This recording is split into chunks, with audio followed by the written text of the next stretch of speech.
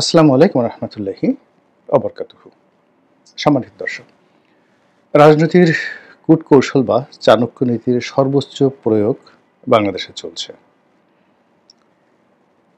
দৃশ্যত অনেকের সঙ্গে বন্ধুত্ব, আর পেছন দিক থেকে বিশ্বাসঘাতকতার চাকু মারার যে প্রাগৈতিহাসিক অমানবিক চক্রান্ত, সেই চক্রান্তগুলো চলমান সময় আমাদের রাজনৈতিক অঙ্গনে রীতিমতো একটা ভয়ঙ্কর পরিস্থিতি তৈরি করেছে।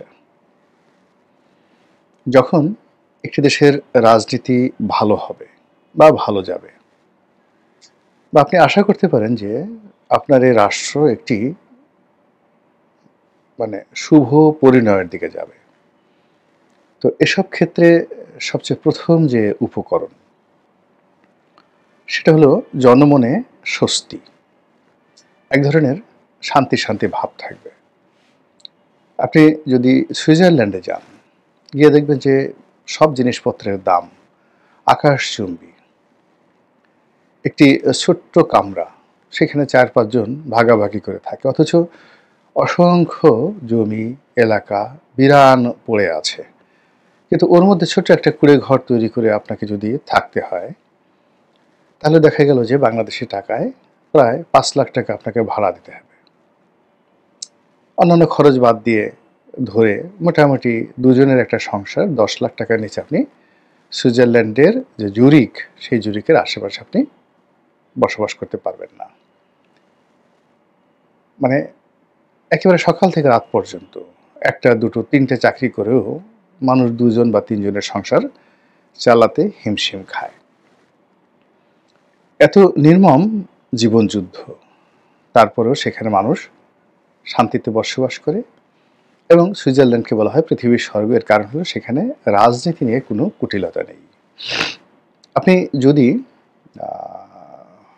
পৃথিবীর অন্য কোনো সভ্য দেশে যান, যেমন ধরেন কানাডার কথা, কানাডার বড় দুটো শহর মন্ট্রিল এবং ভ্যানকুভার, এই দুটো শহরের একেবারে কেন্দ্রে, অথবা ধরুন নিউ ইয়র্ক, তো নিউ ইয়র্ক সিটির যে টাইম স্কোয়ার রয়েছে তার আশেপাশে এক রুমের ছোট একটি বাসা ভাড়া নিয়ে স্বামী স্ত্রী বা আরও একজন সন্তান নিয়ে বসবাস করা যে কতটা কঠিন, এটা যারা ওখানে বসবাস করছেন তারা বুঝতে পারেন। সঞ্চয় তো দূরের কথা, কিন্তু তারপরও তারা বাংলাদেশে আসবেন না, তারা আমেরিকাতে থাকবেন। এর কারণ হলো তাদের মনে একটা স্বস্তি রয়েছে। এটা হলো ওই দেশগুলোকে উন্নয়নের চরম শিখরে নিয়ে গেছে, যেখানে দেশের উপর ভরসা করে মানুষ পরিশ্রম করে। দ্বিতীয়ত, আইন শৃঙ্খলা এবং জনজীবনের জননিরাপত্তা। সেখানে রাজার জন্য, প্রজার জন্য, মেথরের জন্য, সবার জন্য সমান আইন, এবং আইনের একটা ধারাবাহিক যাকে বলা হয় গতি থাকে। এবং যারা রাষ্ট্রের কর্ণধার, ধরুন ডোনাল্ড ট্রাম্প, এবং রাস্তায় যে মানুষটি ধরুন জুতো পালিশ করছে, তারা উভয়ই পুলিশকে, কোর্টকে, কাছারিকে একেবারে সমানভাবে তারা ভয় করে, সমানভাবে শ্রদ্ধা করে, এবং পুলিশ প্রশাসন থেকে শুরু করে সরকারি কর্মকর্তারা উভয়ের সঙ্গে সমান আচরণ করে। এর ফলে কি হলো যে তাদের জীবনে আমাদের চাইতে অপরাধের যে সংখ্যা অনেক বেশি, খুন হচ্ছে, ধর্ষণ হচ্ছে, ফৌজদারি হচ্ছে, প্রতারণা হচ্ছে, তারপরে ডাকাতি হচ্ছে, কিন্তু মানুষ রাষ্ট্রের প্রতি বিশ্বাস এবং আস্থা হারায় না। কিন্তু আমাদের দেশে কি হচ্ছে, অপরাধের যদি ধরন প্রকৃতি দেখেন, আমেরিকার তুলনায়, কানাডার তুলনায় এখানে অনেক কম। ইংল্যান্ডের শহরে একেবারে ডাউন টাউন, যেখানে লন্ডনের বা অভিজাত যে সকল এলাকা রয়েছে, সেটা তারেক রহমান সাহেব যে এলাকায় থাকেন, কিংস্টন, তারপরে হাইড পার্কের মতো এলাকা, অথবা ধরেন অ্যাজওয়ারের মতো এলাকা, মিডল সেক্স, এই সকল এলাকা ধনীদের বসবাস। তো সেখানে রাস্তার উপর আপনি একটা সাইকেল তালা দিয়ে গেলেন, তো সেখানে যেটাতে তালা দিয়েছেন চাবি বা ধরুন সাইকেলের প্যাডেল বা অন্য কোনো একটা জায়গাতে, সেটা রেখে পুরো সাইকেলের বাকি অংশ সুন্দর করে বসে বসে চোরেরা চুরি করে নিয়ে যায়। লন্ডনে যে পরিমাণ গাড়ি চুরি হয় প্রতিদিন, আমাদের বাংলাদেশে এক বছরেও সেই ধরনের গাড়ি চুরি হয় না, কিন্তু তারপর আমরা ভীত সন্ত্রস্ত। তো এই যা কিছু সমস্যা, সেটা হলো রাজনীতির মুনাফিকি, রাজনীতির কূটকৌশল এবং পিছন থেকে চাকু মারার যে অন্যায় প্রবৃত্তি, এর থেকেই যে অবিশ্বাস, সন্দেহ, অরাজকতা তৈরি হয়।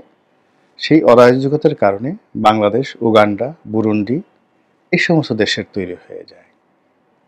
এবং আমরা অতীতে আমাদের এই রাজনীতির মুনাফিকির কারণে বহু সমস্যায় পড়েছি, আর চলমান সময় এই সমস্যাগুলো আরও অতীতের যে কোনো সময়ের চাইতে বেড়ে গেছে।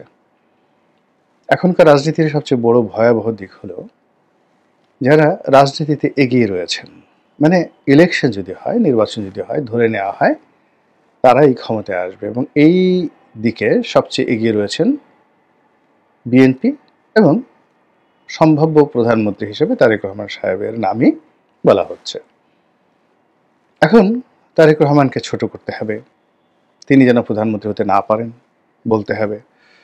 তারপর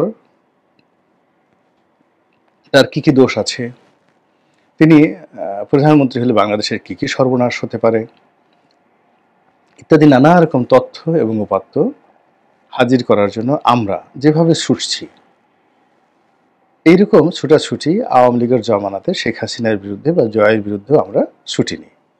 এই হলো তারেক রহমান সাহেবের দুর্ভাগ্য। দ্বিতীয়ত, বিএনপিকে একঘরে করা, বিএনপির মুণ্ডপাত করা, মানে বিএনপি যারা শীর্ষ নেতৃত্ব রয়েছে তাদের ইমেজকে ক্ষুণ্ণ করা অথবা তাদেরকে ছোট করা, হেয় করা, এবং বিএনপির মধ্যে অভ্যন্তরীণ যে দ্বন্দ্ব সংঘাত, এগুলোকে খুঁচিয়ে খুঁচিয়ে একজন আরেকজনের বিরুদ্ধে লাগিয়ে দেওয়ার জন্য। এখন যারা রাষ্ট্র চালাচ্ছেন তারা, রাষ্ট্রের গোয়েন্দা সংস্থা এবং ভাতৃপ্রতিম, অর্থাৎ বিএনপির সাথে খুব ভালো সম্পর্ক ছিল বা আছে, তাদের মাধ্যমে দেশি এবং বিদেশি গোয়েন্দারা যে বিষ ছড়াচ্ছে, এর ফলে টেকনাফ থেকে তেঁতুলিয়া পর্যন্ত যারা বিএনপি করেন তাদের জন্য এই দলটি করা, নিরাপদে করা, ক্রমশ কঠিন থেকে কঠিনতর হয়ে যাচ্ছে।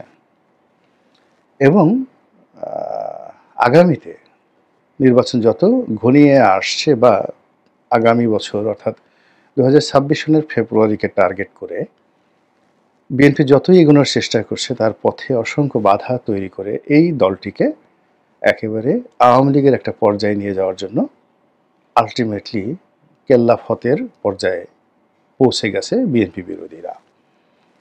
ফলে কি হলো, তারেক রহমান সাহেব এবং জনাব ডক্টর মোহাম্মদ ইউনূস সাহেব, তাদের যে বৈঠক এবং সেই বৈঠকের অন্তর্নিহিত কথাবার্তা, সমঝোতা এবং সেটার যে এক্সপেকটেশন ছিল, আশা ভরসা ছিল, এটা এখন বিএনপির একজন সিঙ্গেল লোকের মধ্যেও শতভাগ বিশ্বাস নেই।